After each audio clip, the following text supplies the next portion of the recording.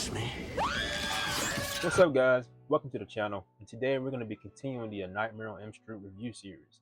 And we are on one of my favorite entries in this franchise, Wes Craven's New Nightmare. This movie, as I mentioned, is one of my favorite entries in this franchise.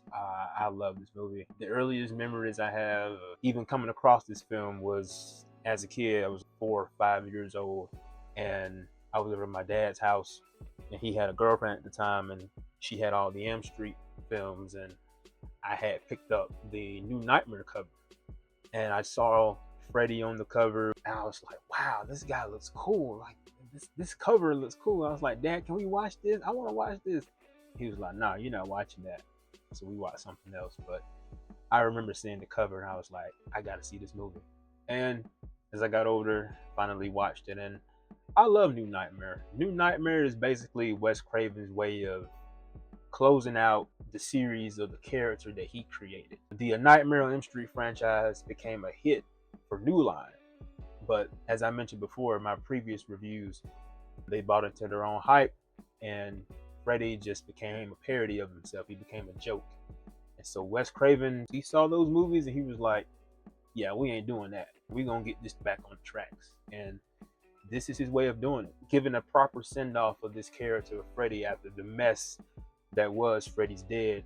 It wasn't a box office success when it was released, because it was released alongside Pulp Fiction, so that sucks. But basically, this film is Wes Craven playing in the sandbox before he gave us the Scream franchise, playing around with the meta-ness and seeing how he could incorporate some of that within the Nightmare on Elm Street universe.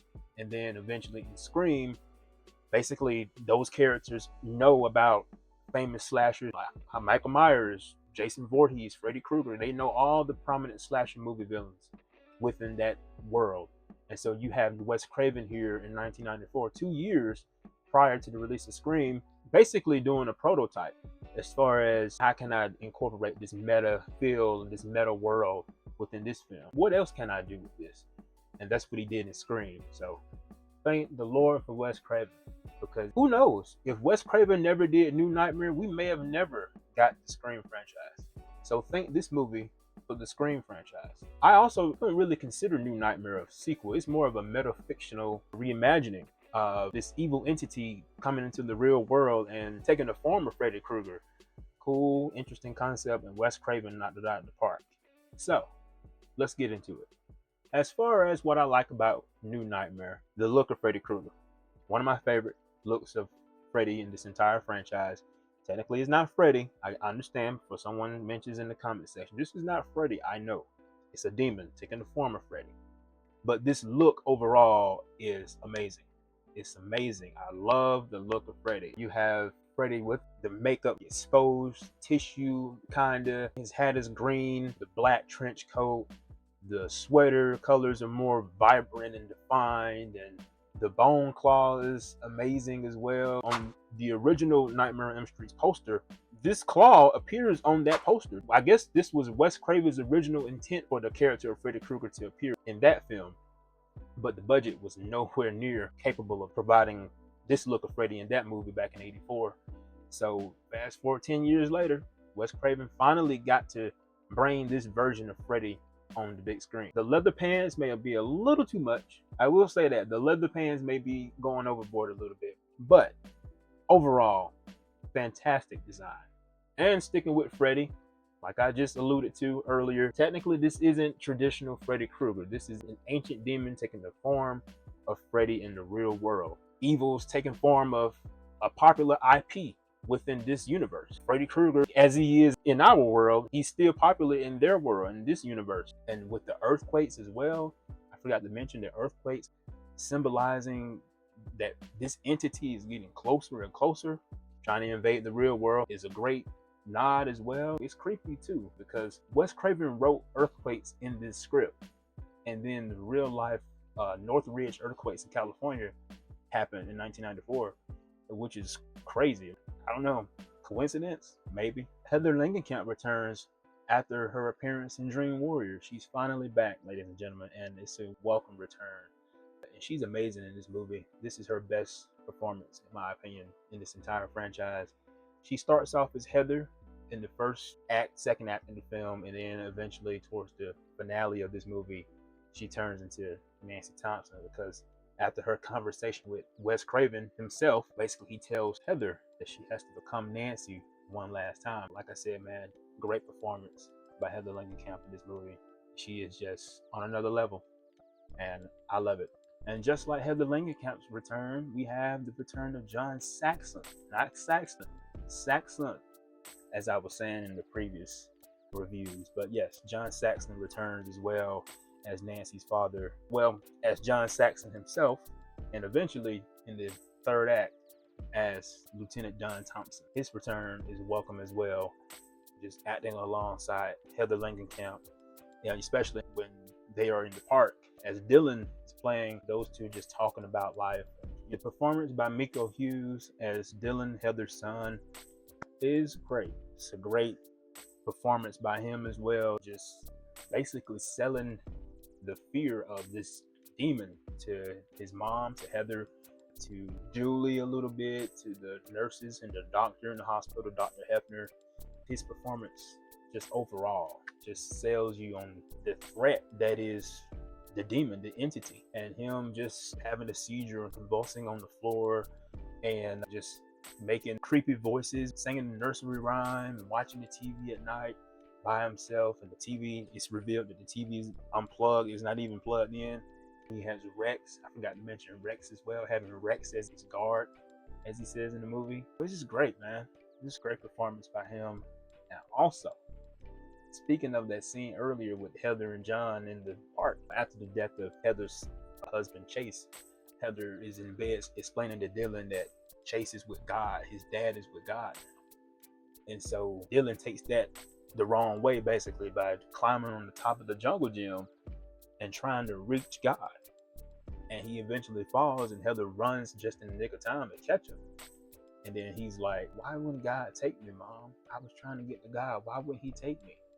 Like I said, man, great performance by Miko Hughes here. Julie's death in this movie is an all-timer kill in this franchise, at least to me. It's kind of a riff on Tina's death in the original, which is intended. This is an anniversary film after all, 10-year anniversary film. But the build up to that scene, Heather telling Julie before she leaves the hospital to make sure Dylan stays awake.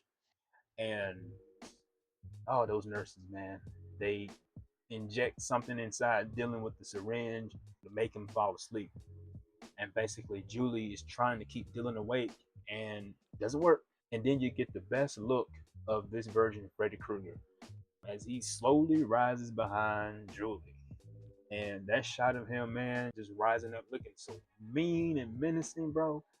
The entity slowly raises his claw and he's about to strike, and eventually he does.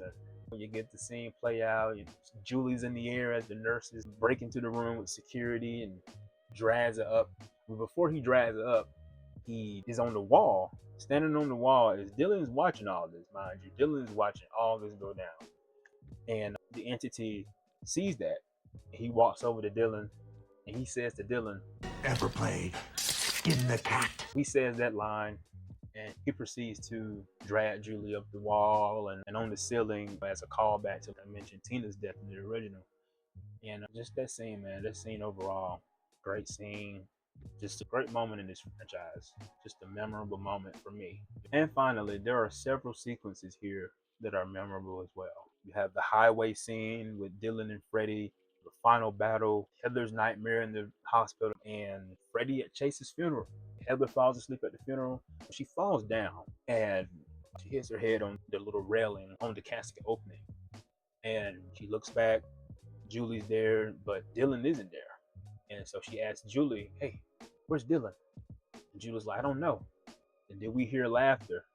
And that's the entity. Heather looks inside the casket and she sees the entity, Freddy, quote unquote, dragging Dylan down into a little passage area in the casket. And she jumps down there and gets Dylan before it's too late, before the claw drags Dylan down in the little passage area.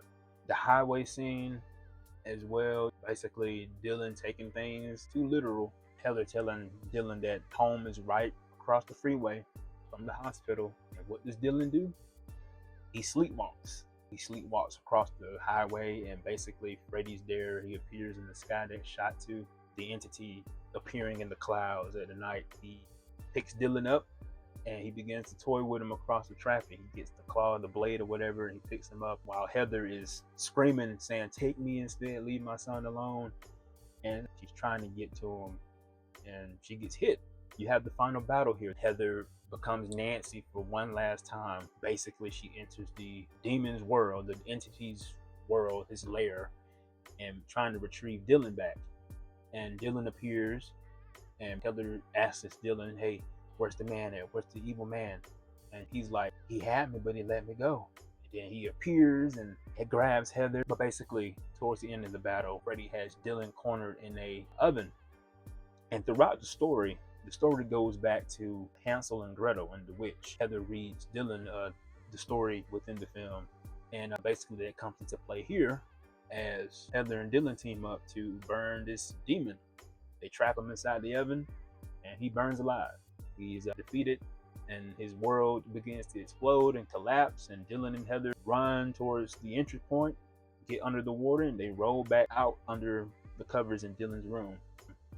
And that's a cool ending too. I love the ending. As far as when I'm on the fence about New Nightmare, this is necessarily not a mixed element for me personally, but this version of Freddy, even though I love this version, even though this is my favorite look of Freddy, some people may find this look to be a little too Hollywood, too much of a drastic change from what we've gotten in the past 6 movies. Freddy here is just too polished. He's too nice looking. He's too animated. He looks animated. He looks too clean. Just the appearance overall takes away from the authentic look of the previous film's version of Freddy Krueger. But to me, I love it. And also to piggyback on that last point of Freddy being too Hollywood, he's also back to being in the shadows. He's not on screen as much. He's not at the forefront of this movie. This is not a Freddy Krueger film. This is not a film focusing on Freddy.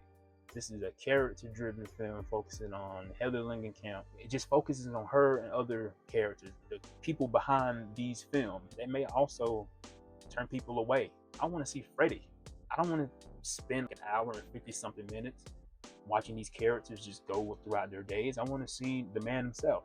And I get that point. That may turn people off from watching this movie, but I think it works. I think Freddy being back into the shadows and not being on screen as much saves the character. It brings a little bit of that intimidation and intrigue back to the character instead of him being the center of attention all the time. I dig that approach, and I'm glad Wes Craven brought it back for this movie. Also, another mixed element for some may be that during the final battle when Heather and Dylan are fighting this entity in his world, the entity starts to go back into the old Freddy ways, spitting quips and spitting one-liners and just being the Freddy we all know and love. But a lot of people may find that a little bit too much because this version of Freddy is supposed to be new. He's supposed to be serious. He's supposed to be taken seriously and supposed to be intimidating. And him just saying these lines. Pick a pet for the rugrat bitch. Come here, my piggy. I got some gingerbread for you. Come to Papa. I'm gonna eat you up. Saying those lines, it may take away, some people may feel as if that takes away from the intimidation factor. I don't mind it. It's not like he's on a damn broomstick in the middle of the air or whatever, the Wicked Witch of the West. He's not that level of bad or playing video games. So him saying little quips like that doesn't bother me. It's fine. It's okay. And finally, in the mix section here, some people may find the performance of Dylan to be a little too much. Him convulsing and having seizure symptoms or whatever and making a creepy voice and stuff like that. That may be a turn off for some. And for me, it's fine. His performance is not doing too much, or it doesn't rub me the wrong way as it may rub some other people the wrong way. Like him acting a little too crazy at times. I love it. I love this performance. But again, some of the actions here may be a little too much for some people. Like reaching for God or walking across the freeway. Like I said, I love this performance by Nico Hughes here. And ladies and gentlemen, just like my opinions on the original Nightmare on Elm Street and Dream Warriors. I don't have any negatives here per se. I have a couple of nitpicks. Even though this is not a negative for me, but this movie is a little too long.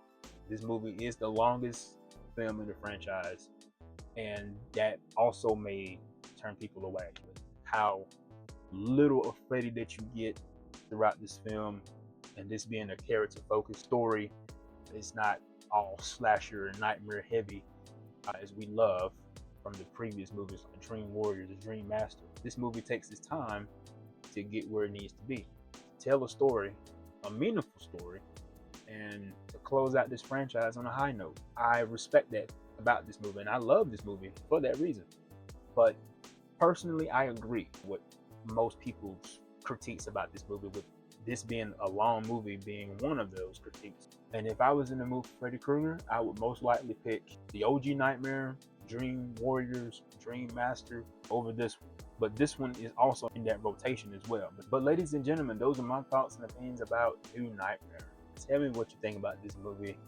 Do you like it? Do you enjoy it like I do? Is it one of your favorite entries in this franchise? Or do you hate this movie? You don't like it. If you just think it's overrated, it's underrated for a reason. People just didn't understand it at the time. Tell me why you don't like it. Tell me why you think this movie is meh. Like, comment, and subscribe for more content, as I'm trying to put out more content on this channel and eventually finish this franchise as well.